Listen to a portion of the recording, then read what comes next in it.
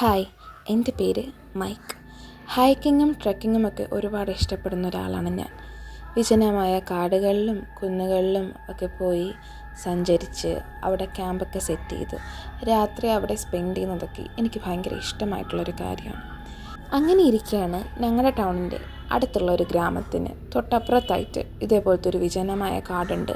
വളരെയധികം ഭംഗിയാണ് അതിനെ കാണാനെന്നൊക്കെ ഞാൻ അറിയാനിട വരുന്നത്. ഒട്ടും താമസിപ്പിച്ചില്ല, വൈകിട്ട് തന്നെ ഞാൻ അങ്ങോട്ടേക്ക് തിരിച്ചു. കാറിലാണ് പോയത്. ആ ഗ്രാമം വളരെയധികം പഴയ രീതിയിലായിരുന്നു. ഒരു പുതിയ വീടോ ഒന്നുമില്ല.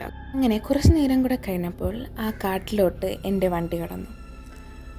നല്ല പൊക്കമുള്ള മരങ്ങൾ നിറഞ്ഞ പേടി തോന്നിപ്പിക്കുന്ന ഒരു കാട്. ഞാൻ വണ്ടി നിർത്തി റോഡിനരികിലായിട്ട് പാർക്ക് ചെയ്തു. എന്നിട്ട് ആ കാട്ടിലോട്ട് ഇറങ്ങി നടന്നു. വളരെയധികം ഭംഗിയുള്ള കാഴ്ചകൾ എനിക്കവിടെ കാണാൻ പറ്റി.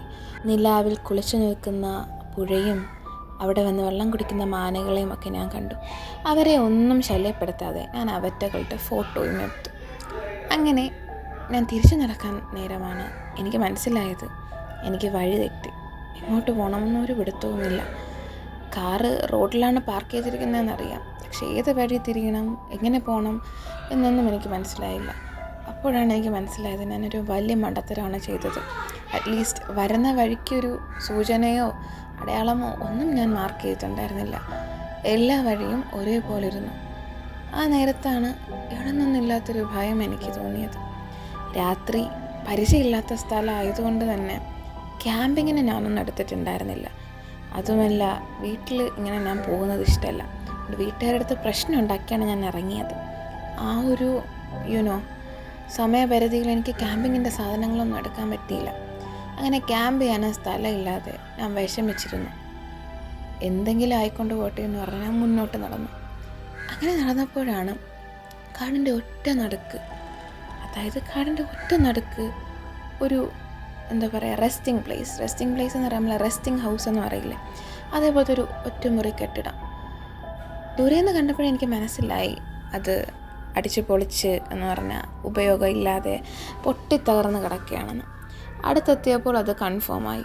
ഒന്നെങ്കിൽ ഇതിൻ്റെ ഓണർ മരിച്ചുപോയി, അല്ലെങ്കിൽ അയാൾക്കിത് വേണ്ട.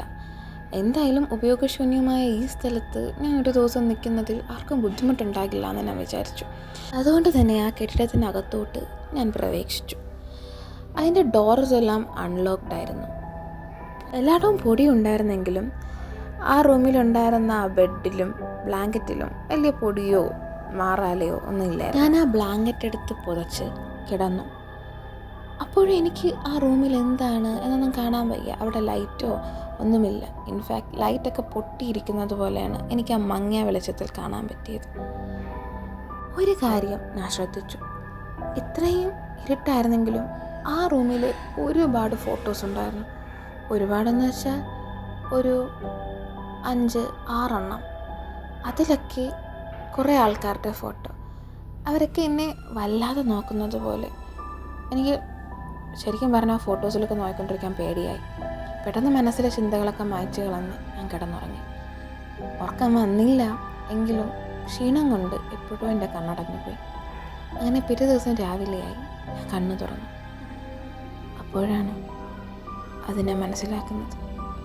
ഇന്നലെ ഞാൻ കണ്ട ഫോട്ടോസ് ആയിരുന്നില്ല. ആ ഫോട്ടോസ് ഇരുന്നിടത്തൊക്കെ ജനലുകളായിരുന്നു.